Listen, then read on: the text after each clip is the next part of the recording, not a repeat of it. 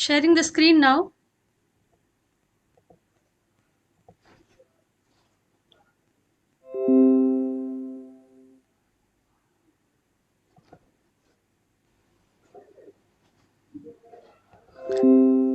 So as I told to you all, the topic which I am going to deal today is breeding policy.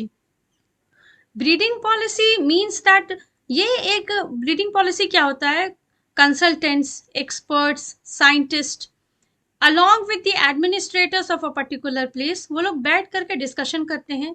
They find out the best possible way out, best possible way with the steps कि कौन से animals को, कौन से breed को upgrade कैसे कराया जाए so that the productivity increases. It is done in accordance with the available resources and livestock of that particular place. वहाँ की डेवलपमेंट कैसी है, वहाँ की इकोनॉमी कैसी है, वहाँ पे एग, मीट, मिल्क को कैसे बढ़ाया जाए, एम्प्लॉयमेंट अपॉर्चुनिटीज को कैसे एनहांस किया जाए, फीड एंड फॉडर को कैसे ऑप्टिमम रखा जाए for the animals, and most importantly how to breed, which method of breeding to be adopted, which breed to be adopted, whether cross breeding, whether grading up, which breed, कौन सा breed जो है जिससे कि grading up करेंगे या cross breeding करेंगे यहाँ के इंडिजिनस को, तो वो that will lead to more increase production. The cross bred, the progeny will be more productive as well as adapted to the environment, पहला. दूसरा, should cross bred be increased with the farmers, number of crossbred animals be increased with the farmers, or graded up animals be increased with the farmers. It is done depending upon the developmental status as well as the adaptability कि उस जगह पे कितना exotic inheritance adapt कर सकता है. We cannot simply go on thinking कि हाँ इसको crossbred करा दो exotic से, it is having so much of exotic inheritance, it will be almost like exotic in productivity. The most important constraint regarding crossbred or exotic is that the adaptability is low, survivability is low, disease resistance is less as compared to the desi and the indigenous breeds. So then why do we go for crossbreeding with exotic? We go because we have to increase the productivity to bridge the gap between the demand and supply. We go so as to increase the profitability of different livestock farming. So keeping a balance between the requirement or to meet the production or to increase the production as well as so as to curb the detrimental effect of crossbreeding, इन दोनों के बीच के में balance रखते हुए it is found out that मेरी आवाज नहीं आ रही है बेटा? आ रही है. Am I audible to you all? Yes, audible. So it is found out that 50% exotic inheritance is optimum. मतलब कभी भी ब्रीडिंग कराई जाए, क्रॉस ब्रीडिंग कराई जाए या ग्रेडिंग अप कराई जाए तो 50% से ज्यादा एक्सोटिक एनिमल का ब्रीड का इनहेरिटेंस ना रहने दिया जाए, उसमें उस तरह से ब्रीडिंग किया जाए. Other than that, conservation of our own gene pool is very necessary. We cannot let go our own indigenous germplasm at the cost of increasing productivity or crossbreeding. Keeping all these things in mind along with the availability कि किस जगह पे कौन animal available है, कितने सारे registered breeds हैं, क्या स्टेटस है रजिस्टर्ड ब्रीड का, ह्यूमन की इकोनॉमिक कंडीशन वहां पे क्या है. So keeping all so many things factors in mind, consultations and discussions give way to an apt policy regarding the breeding which has to be followed by the breeders, by the scientists and the farmers, the NGO, the state government, animal husbandry department, the allied departments, the AI people. इन सभी को उसको follow करना होता है. वैसा जो policy बन के आता है, मतलब ये एक गाइडलाइन है. ये ब्रीडिंग पॉलिसी क्या होता है? गाइडलाइन होता है जो कि इश्यू होता है through the government, formulated by the scientist and administrators. पूरी टीम और एक्सपर्टीज की कमिटी बनती है उसके बाद. तो वो जो बन के गाइडलाइन आता है, वो guideline is equally pertinent and important for the breeders, the scientist, the NGO people, the animal husbandry department and the farmers. उसको सभी को फॉलो करना होता है क्योंकि वो उस तरह से बना होता है ताकि प्रोडक्टिविटी भी बढ़े, लॉन्ग रन में जर्मप्लाज्म को भी इफेक्ट ना पड़े, नेचुरल जीन पूल को इफेक्ट ना पड़े, साथ साथ प्रोडक्टिव बढ़े, साथ साथ प्रॉफिटेबिलिटी बढ़े, लेकिन साथ साथ एडेप्टेबिलिटी भी रहे, साथ साथ उसका फीड और फॉडर भी इंश्योर किया जाए, and many other things. Similarly, in Jharkhand also, Jharkhand state breeding policy was devised in the year 2011. उसी समय का लास्ट अपडेटेड है जिसमें कि बहुत ही important points and salient features उसमें डाले हुए हैं which is to be followed till date, and तब तक जब तक कि कोई नया ऑर्डर या किसी भी उसके रूल को कर्ब करते हुए या उसको चेंज करते हुए चीफ मिनिस्टर से ऑर्डर नहीं आता है, गवर्नमेंट से ऑर्डर नहीं आता है, तब तक उसको फॉलो करना होगा या उसके प्लेस पे कोई नई ब्रीडिंग पॉलिसी झारखंड की नहीं आती है। उसी तरह से when you type breeding policy you will find many breeding policies available online। सब स्टेट की अपनी अलग अलग ब्रीडिंग पॉलिसी होती है। Now as far as Jharkhand state, India की एक कॉमन ब्रीडिंग पॉलिसी है which through which it guides all the state about how to formulate the breeding policy, how to go for breeding of different animals। Coming to the Jharkhand state breeding policy, अब हम लोग start करते हैं Jharkhand state breeding policy को। I am trying to do the slide show.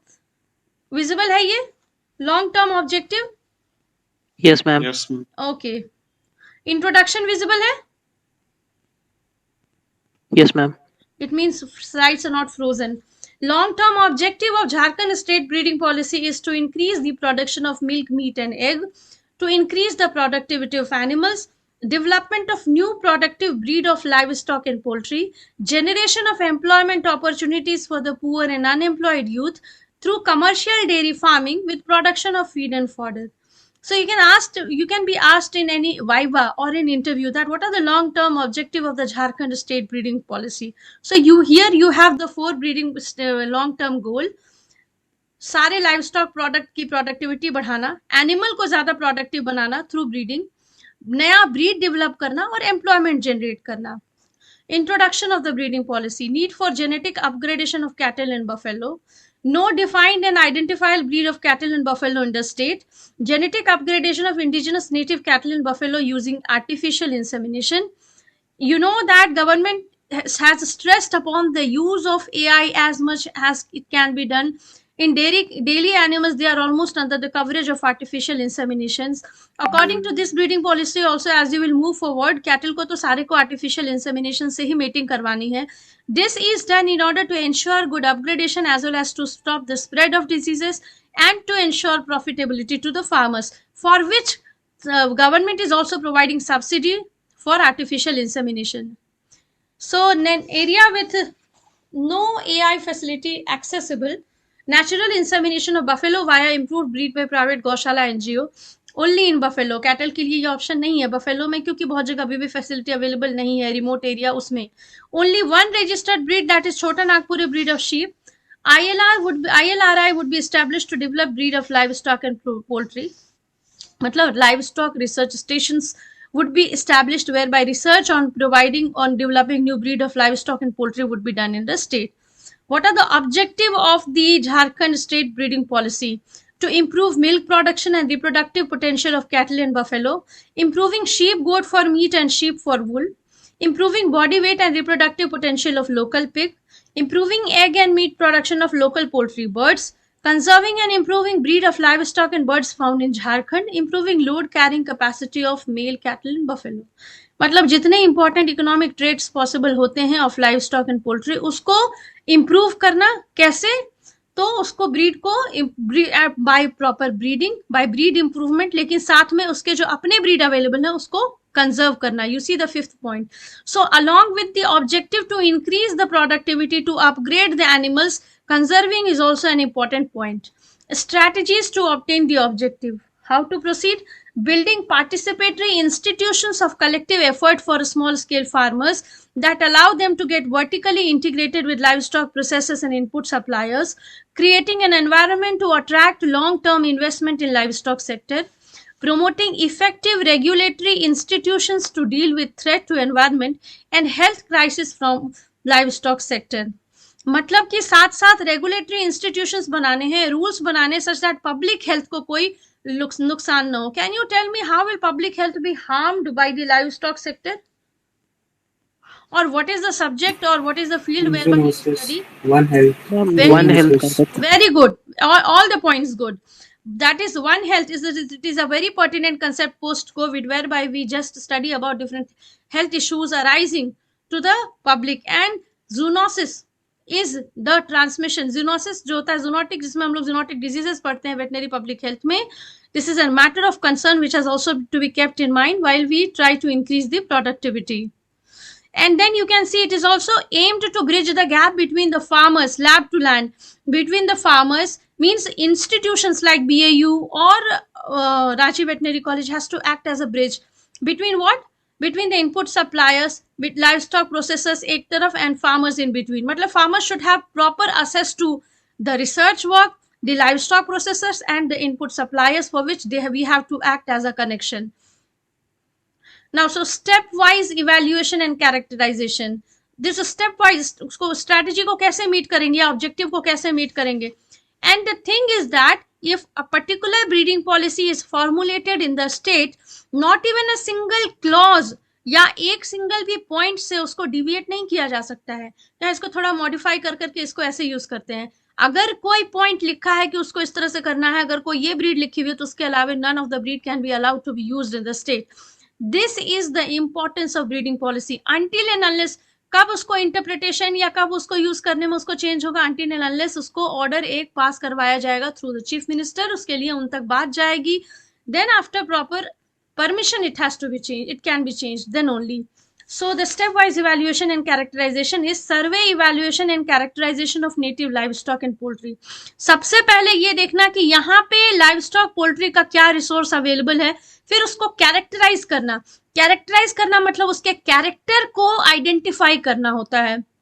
मतलब उसका जो economic trade, अभी मैंने बोला आप लोगों को कि इकोनॉमिक ट्रेड फार्म में फाइंड आउट करिए TND का, टैवत का, देसी का, झारसू का एंड इट्स पेरेंटल ब्रीड का, झारसिम का एंड इट्स पेरेंटल ब्रीड का, whatever beat what we, and then फिर हम उसको एवरेज निकालेंगे, फार्म वगैरह को स्टडी करेंगे. उसी को अगर हम लॉन्ग थोड़ा सा सैंपल साइज अधिक लेकर के, मतलब on a large scale study करते हैं, and we are able to put कि हाँ fine, on the basis of my study I find that the body weight at this month for this is इतना, और उसके बाद उस तरह से हम उसके सारे कैरेक्टर की एनलिस्टिंग करते हैं, we call it as characterization. When we do it for phenotypic characters, we call it as phenotypic characterization. When we do it for morphometric growth trait, we call it as morphometric characterization. और जब हम लोग उसको molecular level पे characterise करते हैं या genetic characterisation करते हैं, जबकि हम उसकी जीनोम की सीक्वेंसिंग करते हैं, तो consequently और successively we call it as genetic characterization, genome characterization and so on. Is it clear to all of you up till here कि what is characterization?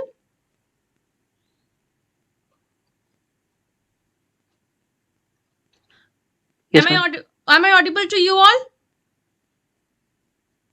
Yes, ma'am. बेटा पता चला कैरेक्टराइजेशन क्या होता है, उसकी कैरेक्टर को पता करना, बोला characterisation. Evaluating and enlisting the characters of the animals is called as characterization. What is its use? It is done for breed recognition. It is done to differentiate one breed from the other. It is done for breed registration. What are the types of characterization? Characterization can be phenotypic characterization, genotypic characterization, genomic characterization. जिस level पे characterise करते हैं, जिस तरह का character देखते हैं, वो कैरेक्टराइजेशन हो गया. So just now I told to you all what is characterization, उसकी यूज क्या है, उसके टाइप्स क्या है. Formulation of implementable result oriented location specific need based livestock breeding policy. मतलब इसको सबसे पहले हम वहां देख लिए कि कौन सा लाइवस्टॉक पोल्ट्री मौजूद है, फिर उसके अनुसार रिजल्ट ओरिएंटेड, जिससे सही रिजल्ट आए, लोकेशन स्पेसिफिक, हर जगह के लिए अलग अलग. कहने का मतलब अगर झारखंड में भी इकोनॉमिक या जोग्राफिक डिस्पैरिटी वाले जगह हैं जिनमें की बहुत डिफरेंस है, तो लोकेशन स्पेसिफिक ब्रीडिंग पॉलिसी बनाई जाए, अलग अलग जगह के लिए अलग अलग, जो नीड बेस्ड हो और जिसको इम्प्लीमेंट किया जा सके, practically feasible. Development mechanism for implementation of livestock breeding policy. Improvement of milk yield and draft potential of low producing cattle and buffalo of a state through selective breeding, cross breeding and grading up. These three are very important breeding methods which you will find in the breeding policy. Selective breeding, cross breeding and grading up. Improvement of milk yield and draft potential of low yielder nondescript. मतलब इसको improvement of milk yield and draft potential of low yielder nondescript. जो यहाँ की non describe देसी cattle है, जिसकी की yield बहुत कम है, in that case what we do, हम लोग क्या करते हैं, हम लोग उसको इम्प्रूव करने की कोशिश करेंगे. कैसे इम्प्रूव करेंगे? Such that the exotic inheritance is not more than 50%, but the improvement productivity should अगर, but उसकी अपनी जर्म प्लाज्म को जरूर हम लोगों को कंजर्व करके रखना है. सो इसको कहते हैं हम लोग improvement. Now improvement of goat for meat, Improvement of goat for meat and reproductive potential through cross breeding and selective breeding programs. Improvement of local poultry. मतलब कहने का मतलब कि we have to first when we have known that fine these are the locally available livestock in poultry, सबसे पहले हम लोगों को वहां का जो अवेलेबल, हम लोग ऐसे नहीं कर सकते हैं कि होल्स्टीन फ्रीजन को हम लोग कहेंगे ब्रीडिंग पॉलिसी में लिख देंगे to bring Holstein Friesian and to produce large number of Holstein Friesian progeny in Jharkhand, we can not do that. हम लोगों को ये लिखना होगा कि जो यहाँ की देसी है पहले उसको इम्प्रूव करना होगा, भले उसको हम लोग होस्टिन प्रिजन से करें improve, but we have to keep in mind the यहाँ का अवेलेबल, क्योंकि at a stretch we can not expect all the farmers to be having बाहर का एनिमल, पहला। दूसरा, not conserving our own germ plasm might lead to long term survivability issues. पता चलेगा ये पूरा क्रॉस ब्रीडिंग ही उल्टा पड़ गया, जितने एनिमल्स को यहाँ नया इंट्रोड्यूस के बिना देसी एडेप्टिविटी लेवल को या देसी इनहेरिटेंस को सिर्फ एक्सोटिक डाल के they do not survive good, they mortality अधिक हुई, बिल्कुल भी सर्वाइव नहीं कर पाया। सो दिस, इसीलिए ये सेंटेंस हर जगह लिखा हुआ है कि improvement of local poultry, improvement of low yielded nondescript low producing cattle and buffalo of state, goat and sheep of state, माने पहले यहाँ के ही स्टेट के जो अवेलेबल हैं उनको हमको इम्प्रूव करना है, मतलब उन्हीं को इम्प्रूव करना है हमको। And we do not straight away need to into, ये नहीं लिखते हैं कि rearing Holstein and Jersey and all other animals which are good yielder, Gir and Sahiwal, distributing it to the farmers. It cannot be a part of breeding policy. Part of breeding policy क्या होगा? To improve the animal of the state, to improve the germ plasm of the state. Did you understand what is the meaning?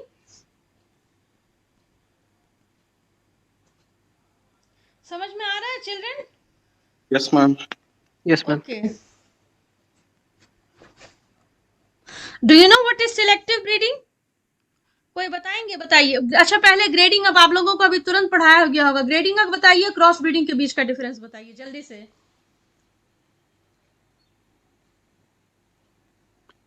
क्या ma'am breeding? Grading up ma'am grading up अभी नहीं हुआ ma'am. आप लोगों को पढ़ाई हो गया है, मैंने नोट्स में देखा था। ग्रेडिंग अप जो होता है when nondescript animal of that particular place is crossed with crossed with a descript or registered breed, it is called as grading up। मतलब यहाँ के किसी देसी नॉन डिस्क्रिप्ट को, जिसका कोई रजिस्ट्रेशन नहीं हुआ है, ऐसे ही है, जिसकी की प्रोडक्टिविटी सही नहीं है, जिसको हम लोग देसी बोलते हैं, उसको हम लोगों ने सपोज करिए ब्रीड करवा दिया। अगर किसी से भी सपोज करिए, या तो वो एक्सोटिक हो सकता है या फिर वो इंडिजिनस भी हो सकता है। सपोज करिए हम लोग उसको ब्राउन सिट से भी हम लोग क्रॉस करवा सकते हैं, या फिर हम लोग उसको गिर या सहीवाल से भी क्रॉस करवा सकते हैं। इन आइदर केस अगर किसी अलग ब्रीड से हम लोग क्रॉस करवाते हैं, लेकिन उसमें से जो फीमेल है इट इज नॉन डिस्क्रिप्ट है and the male is of a registered and defined well defined good breed, it is called as superior well defined good breed के मेल को लेंगे, then that is called as grading up. वही अगर दो different and describe breed को लेते हैं, जिसमें कि दोनों ब्रीड ही वेल रजिस्टर्ड है, वेल डिफाइंड है, उस केस में हम लोग उसको क्या बोलते हैं? Cross breeding. Am I clear to all of you? Yes ma'am. Selective breeding क्या होगा? हाँ, अब दूसरा क्वेश्चन बेटा, व्हाट इज सिलेक्टिव ब्रीडिंग बताइए।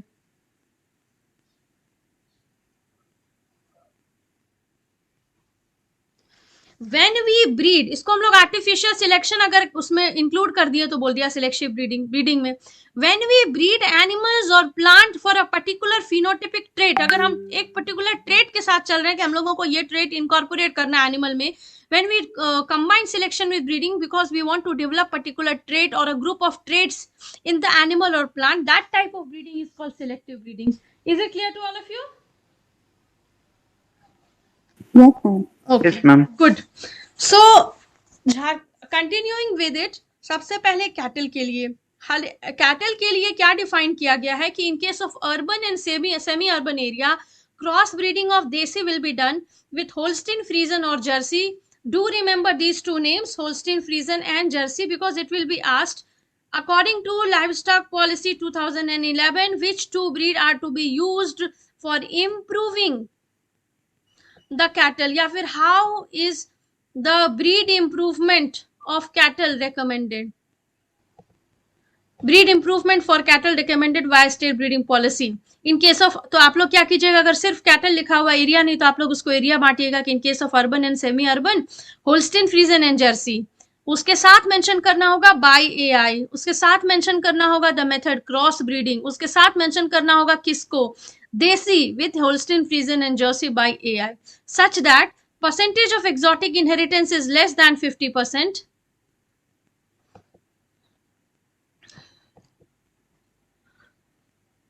And inbreeding is avoided in crossbred heifers as produced by crossing it with crossbred of HF and Jersey. F1 generation produce हो गया, फिर उसको ये देखना है कि उसको क्लोजली रिलेटेड एनिमल्स से ब्रीड एक दूसरे से नहीं कराना है. Inbreeding you know is 4 to 6 generation तक अगर सेम एंसेस्टर है तो it can lead to inbreeding.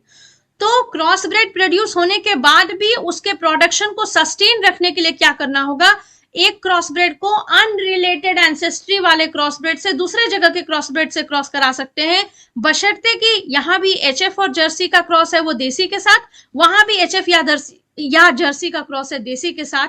लेकिन अब ये कहिएगा कि उसको क्यों नहीं फिर वापस से एचएफ या जर्सी से मैम क्रॉस करा दे रहे हैं, यही तो पॉइंट है. अगर क्रॉस ब्रेड को फिर एचएफ या जर्सी से क्रॉस कराएंगे और ये 2-3 जनरेशन तक हुआ तो percentage of exotic inheritance will become more than 50%, which is undesirable. So crossbred progeny has to be crossed with another crossbred progeny of the same type, that is desi with HF and Jersey, such that inbreeding is avoided and exotic inheritance is not more than 50%. This is an important point in the Jharkhand state breeding policy 2011 for cattle. Then in remote areas, less cattle in rural areas. In less remote area, upgradation of local cattle will be done with Sahiwal, Red Sindhi and Gir. And in more remote area, local cattle with the semen of Tharparkar and Haryana, upgradation will be done. तो अब आप लोग गौर कीजिए, अब इसको कैसे याद रखेंगे हम बता रहे हैं. जहां पे शहरी है एरिया या अर्ध शहरी है, अर्बन एंड सेमी अर्बन, किसको किया गया है ब्रीडिंग के लिए यूज, एक्सोटिक को, Holstein Friesian and Jersey.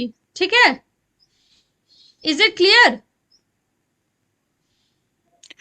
Yes, ma'am. Yes, ma'am. There could be But two ma'am, reasons.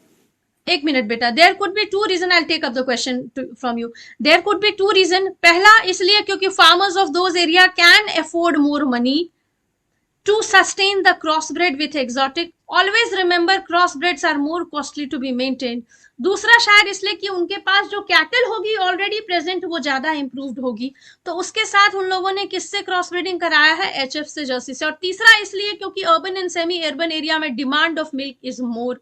इन तीनों को ध्यान में रखते हुए ये चीज किया गया है. Cooperatives are there only functioning, milk demand is more, they need to fetch more milk, market वहां ज्यादा है, इसलिए किससे को क्रॉस ब्रेड कराया गया, एचएफ एंड जर्सी से. अब आइए लेस रिमोट एरिया, रूरल लेकिन लेस रिमोट, उससे थोड़ा सा नीचे गए, जो इंडिया का जो डेयरी ब्रीड है, सहीवाल, रेड सिंधी एंड गिर, सहीवाल, रेड सिंधी, गिर देवनी एंड थारपारकर. उसमें से सहीवाल, रेड सिंधी और गिर जो ऊपर लेवल के हैं, जो अच्छे हैं डेयरी, उनके साथ क्रॉस कराया गया. और जब मोर रिमोट में आते हैं तो Tharparkar and Haryana, they are Tharparkar and Haryana, तो इनसे थोड़ा सा डाउन. तो उस तरह करके एक्सोटिक, फिर गुड डेयरी ब्रीड्स, फिर Haryana in fact is considered as dual purpose. Tharparkar भी कहीं कहीं देवनी लिखा रहता है डेयरी में, और Tharparkar and Haryana in dual purpose. तो थोड़ा सा और नीचे आ गए तो मोर रिमोट में क्या हुआ, Tharparkar and Haryana. So depending, you see how breeding policy is form, depending upon the area, depending upon the need, it is formulated. हाँ बेटा बोलिए जो पूछना चाह रहे थे. मैम क्लियर हो गया. Okay. Coming to buffalo, urban and semi-urban area and remote area. Urban and semi urban area में क्या होता है, बफेलो को क्रॉस कराया जाता है मुर्रा, सुरती और मेहसाना को. इंपॉर्टेंट पॉइंट जैसा शुरू में ही डिस्कस किया, बिकॉज अभी भी फार्मर्स जो हैं, जो बफेलो रख रहे हैं, या फिर जो बहुत सारे ऐसे फार्मर्स हैं जिनके पास एआई नहीं पहुंच पा रहा है, या फिर जो बहुत रिमोट एरिया में, and still AI is not being used on a wide scale. That's why देखिए बफेलो में नेचुरल मेटिंग को भी अलाउ कर दिया गया है. And what are the 3 breeds, जो 3 इंपॉर्टेंट ब्रीड बफेलो के हैं इंडिया में, MSM या फिर MMS, मुर्रा, सुरती, मेहसाना, बफेलो के लिए. इट इज इजी, तीनों कॉमन है रिमोट एरिया में भी and urban and semi urban area में. Now to support cattle and buffalo rearing station, cattle and to support there is some misprint, wait, to support cattle and buffalo breed development, development and improvement program, cattle and buffalo rearing station, bull mother farm for improved breeds, veterinary clinic with modern laboratory facilities. We also need to have a bull mother farm. अगर AI भी करना है तो इसको कहा, इसका मतलब इस सेकंड वाले के थ्रू ये भी एम किया जा रहा है कि slowly and gradually India will become Jharkhand will become self-sufficient in supplying the semen of a good bull as well, or in supplying good bull as well. Small animals, goat development and breeding policy. Palamu goat को क्या किया गया, क्योंकि goat is reared and is more of an important weapon for economic upliftment by small farmers, उसको दो division में बांट दिया गया, in Palamu division and in other areas.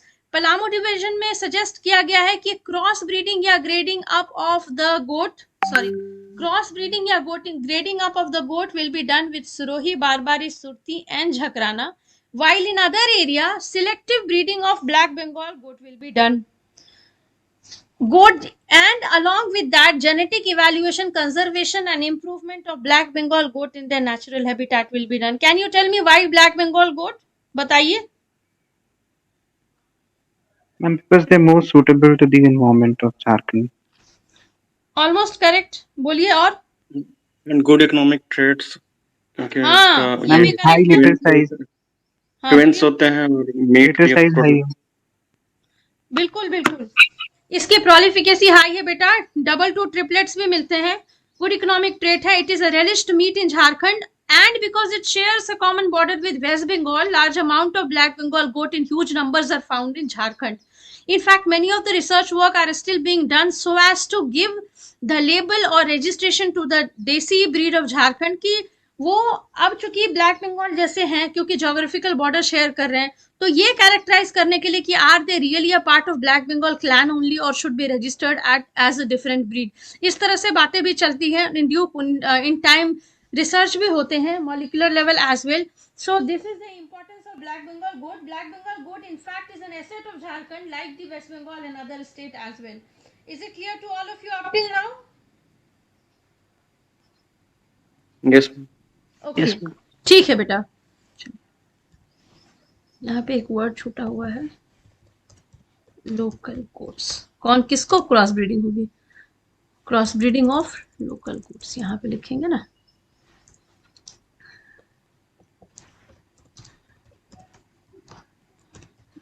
Boats. Then coming to sheep development and breeding policy. Sheep development. You all, do you know, is there any registered breed in Jharkhand? Sheep? Chota Nagpuri. Very good. Excellent.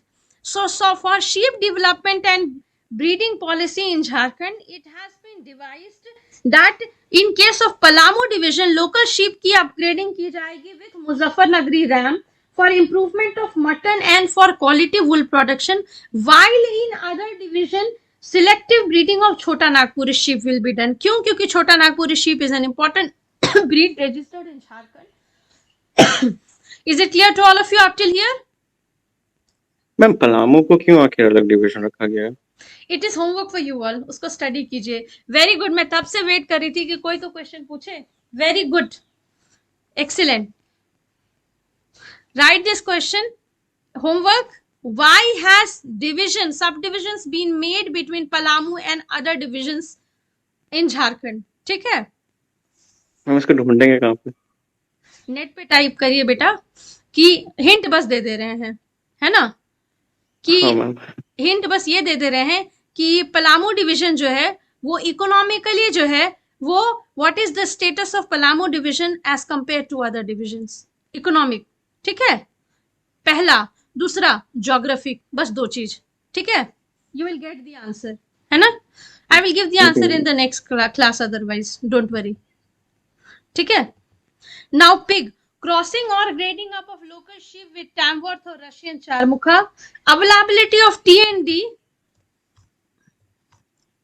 which you know by the name of Jharsuk, but we cannot write Jharsuk क्योंकि उसमें तो TND ही था. To be ensured regularly to second line of breeders. Establishment of pig farm in different zones to supply TND regularly. starting bacon factory at Ranchi and organized slaughterhouses in different districts. See, bacon factory, do you know there is any bacon factory यहाँ पे है? बताइए yes ma'am, हाँ क्या बंद status है है लेकिन। उसका, जानते हैं? बताइए, do you know anything that about its past? गए हैं कभी bacon factory? Have you seen? Yes, ma'am. Yes ma'am गए। बता सकते हैं कोई इन पास्ट यहाँ पे प्रोडक्शन हो रहा था कि क्या? बताइए। मैम इतना मैम पता 95 को ही बंद हो गया था। मैम वहाँ पे अभी भी मतलब रिसर्च वर्क होता है। हाँ, बोलिए।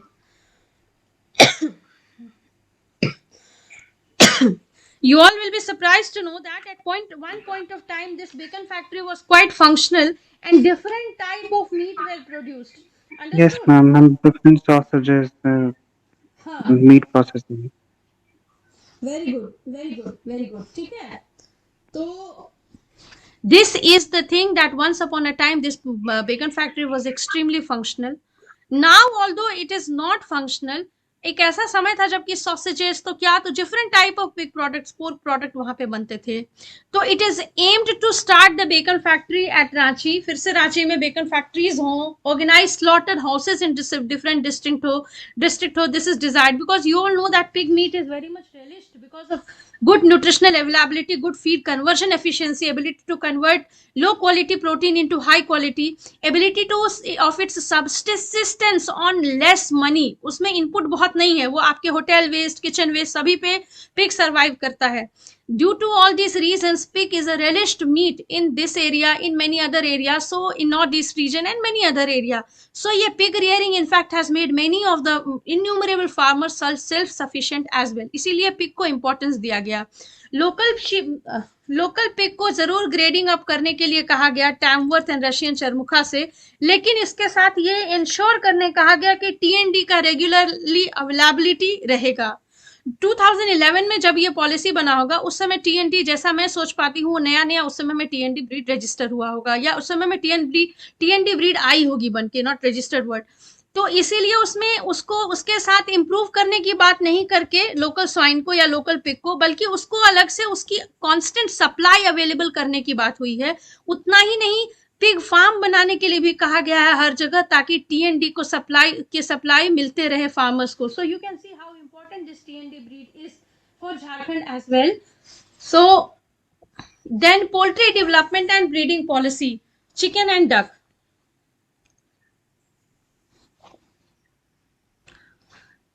Chicken, local birds will be improved with Rhode Island Red, Black Australorp cocks. Gram Priya and Vanraja shall be promoted for improvement in egg and inbreed production. They were new registered breeds as far as I remember at that time. मतलब new मतलब कि they were good registered breed. उस समय में ये दोनों ग्राम प्रिया and one राजा थे, cross bread poultry, registered pig बोल रही हूँ, पोल्ट्री इन इंडिया। इसीलिए देखिए उसको कहा गया है कि ग्राम प्रिया और वन राजा को प्रमोट किया जाएगा for improvement in egg and meat production, क्योंकि अपनी इसकी देसी या नॉन डिस्क्रिप्ट पोल्ट्री की प्रोडक्शन, एग प्रोडक्शन या काउंट बहुत अच्छी नहीं है। Hazra and Aseel shall be conserved under in situ conservation. Then coming to the duck, local duck shall be improved by Khaki Campbell for egg production and white Peking for meat production. State government में duck के लिए होतवार के पास poultry farm जो अपना अलग है, उसमें बहुत ज्यादा काम भी हो रहा है। You all can try to collect the information about what are the breeds being used and what are the breeds being given to different farmers. Then अपनी breed develop हुई है रामकृष्ण मिशन में ये डक की, वो and then they are distributing it to the farmers as well. इस सब चीजों को आप लोग पता कीजिए, इसके बारे में डेटा कलेक्ट कीजिए।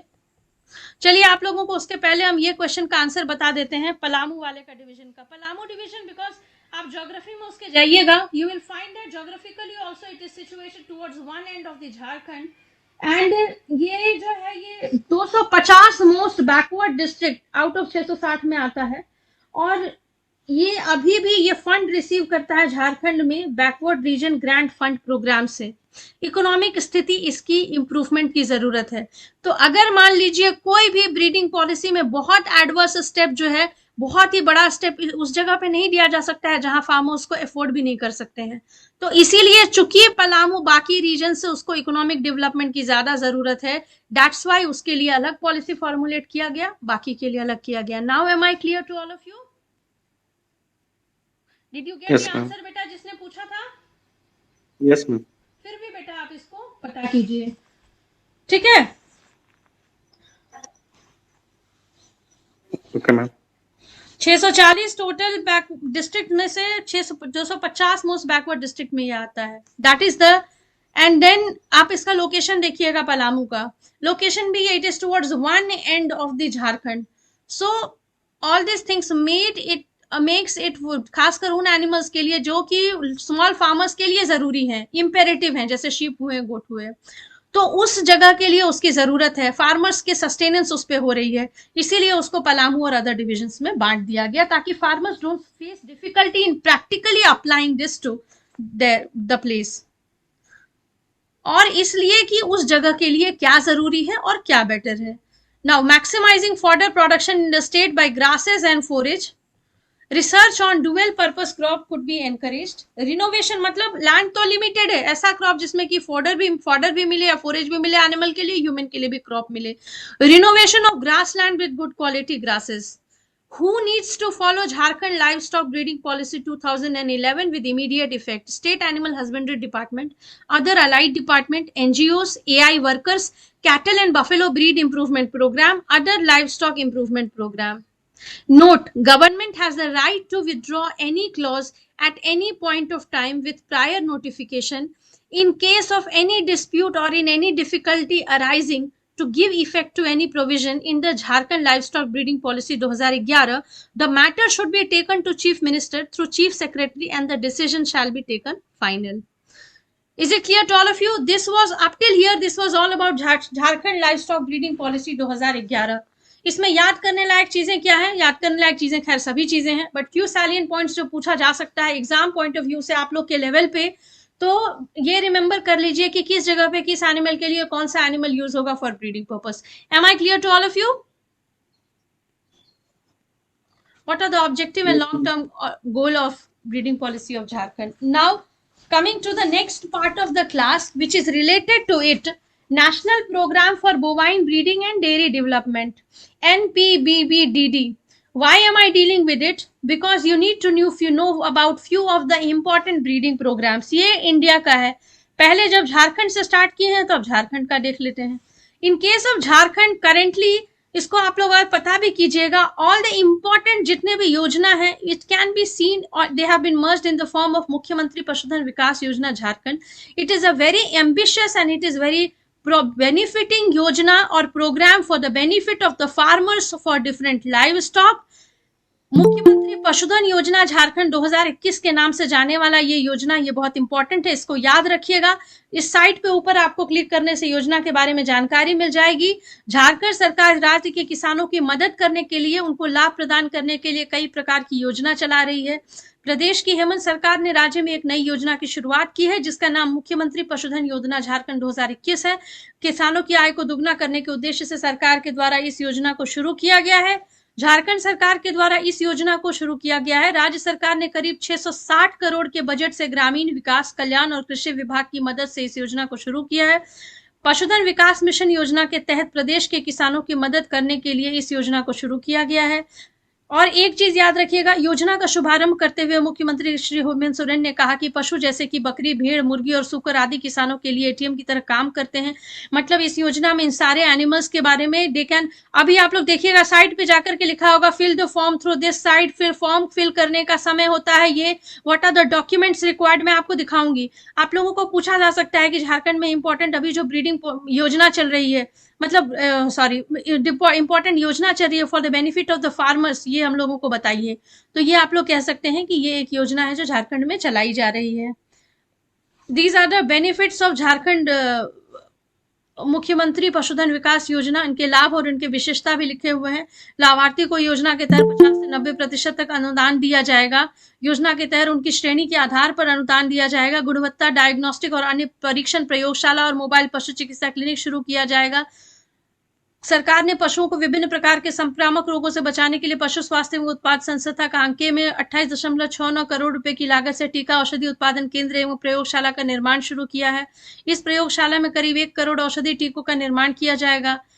तो दीज आर द थिंग्स, उसमें विधवा दिव्यांग श्रेणी के लाभार्थियों को 90% अनुदान मिलेगा, SC ST को 50% मिलेगा। इसको मनरेगा को भी शामिल इसमें किया जाएगा ताकि इस योजना का विस्तार अधिक से अधिक हो सके। इसके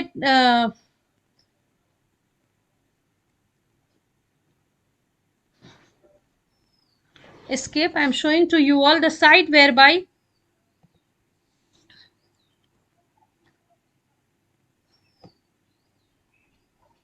मुख्यमंत्री पशुधन योजना झारखंड 2021 ऑनलाइन आवेदन। So this is how this portal looks, and then you have different link available. मुख्यमंत्री पशुधन योजना के लिए दस्तावेज, and when you click on it, it's all in Hindi for the benefit of farmers. सारा कुछ लिखा हुआ कि इसमें क्या क्या चाहिए होगा, आवेदन कैसे करें। फिर आप ऊपर जाइए, उसके बाद योजना आवेदन कैसे करें, यहां आप क्लिक कीजिएगा तो आपको सारा कुछ आवेदन के लिए मिल जाएगा। So this is how, this is an important योजना of Jharkhand, you all need to know। पशुधन क्या है, नाम बताइए, बोलिए। मुख्यमंत्री Pashudhan Vikas Yojana Jharkhand. Am I audible to you all? Yes, ma'am. Yes, ma'am. Okay. Now coming to an important program for bovine breeding and dairy development, NPBBDD। इसके बारे में अब आप लोगों को बताना चाहूंगी। It has been formulated by merging 4 ongoing schemes of the Department of Animal Husbandry, Dairying, Fisheries and in the dairy sector. These are National Project for Cattle and Buffalo Breeding, Intensive Dairy Development Program, Strengthening Infrastructure for Quality and Clean Milk Production SIQ CMP, and Assistant to Cooperatives। इतने सारे programme को मर्ज करके NPBBDD शुरू किया गया है। This has been done to integrate milk production and dairy activities in a scientific and holistic manner for attaining higher levels of milk production and productivity to meet the increasing demand for milk in the country. Now, the component of the scheme are National Program for Bovine Breeding and Dairy Development, National Program for Bovine Breeding, National Program for Dairy Development, and राष्ट्रीय Gokul mission. आप लोगों ने इसका नाम भी सुना होगा, राष्ट्रीय गोकुल मिशन सुना है आप लोगों ने? Yes, ma'am. बेटा इसके बारे में होमवर्क लिखिए, study about Rashtriya Gokul Mission. I will ask tomorrow, जल्दी में उस साइट पे पढ़ लेना, Rashtriya Gokul Mission. National programme for bovine Breeding का क्या काम है? अब कहा गया कि इसमें इतने कंपोनेंट है, national programme for bovine breeding. So देखते हैं कि डिफरेंट कंपोनेंट, मेन कंपोनेंट क्या है, NPBB, NPDD और RGM। NPBB देखते हैं, to arrange quality artificial insemination services at farmers doorstep, to bring all the breedable female under organized breeding through artificial insemination or natural service using germplasm of high genetic merits, to conserve, develop and proliferate selected indigenous bovine breed of high socio-economic importance, to provide quality breeding inputs in breeding tracts of important indigenous breeds so as to prevent the breed from deterioration and extinction. Now, National Program for Dairy Development का क्या है? To create and strengthen the infrastructure for production of quality milk, including cold chain infrastructure, linking the farmers to the consumer. To create and strengthen infrastructure for procurement, processing, marketing of milk and milk products. To create training infrastructure for training dairy farmers. To strengthen dairy cooperative societies, producer companies at village level. To increase milk production by providing technical input service like cattle feed and mineral mixture. To assist in rehabilitation of potentially viable milk federation and union. And the third is Rashtriya Gokul Mission. To undertake breed improvement program for indigenous cattle breeds so as to improve the genetic makeup and increase the stock. To enhance milk production and productivity of indigenous bovines. To upgrade nondescript cattle using elite indigenous breeds like Gir, Sahiwal, Rathi, Devani, Tharparkar, Red Sindhi. It is running. Always remember, ये जो programs की हम बात कर रहे हैं, ये national level पे run कर रहा है। Rashtriya Gokul Mission is a very ambitious and very good programme. उसको आप लोग पढ़िए, इस मिशन को। इसके अंदर और भी बहुत सारे स्कीम्स हैं, बहुत सारी चीजें हैं। To distribute disease free high genetic merit bull of indigenous breed for natural service.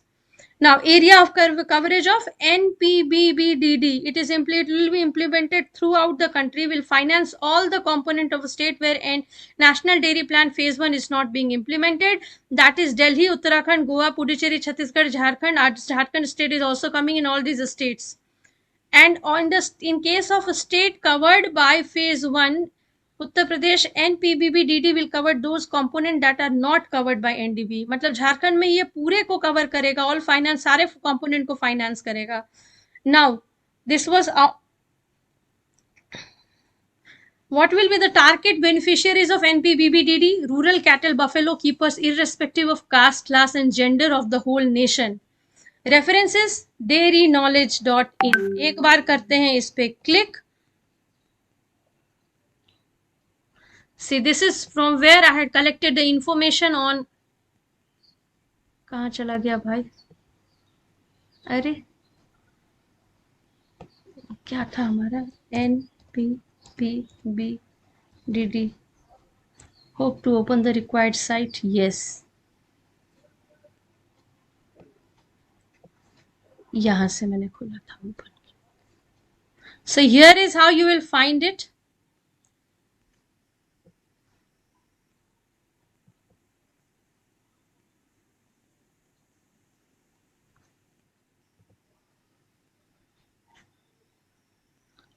This is by somebody who has presented. If you want, you can go through this also, which you do not need now. जितना आपको information दिया आप लोगों के लिए sufficient है. अब आप लोग चाहें तो इससे ज़्यादा ढूंढ कर पढ़ सकते हैं. But homework आज का do read about National Gokul. सबसे पहले ये थोड़ा सा यहाँ से कट होके जाएगा.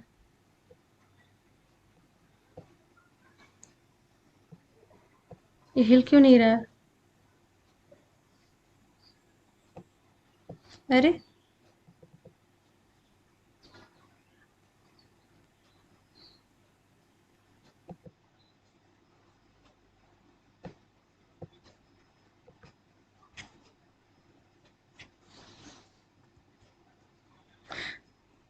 अगर कहीं पे जाके हैंग हो गया है तो what is the method to be used?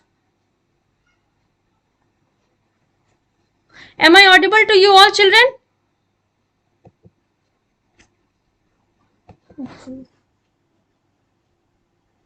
So it was all about the breeding policy as well as the what we talked just now, the program going on in Jharkhand and an important NPBBDD at national level. Okay, so thank you for now.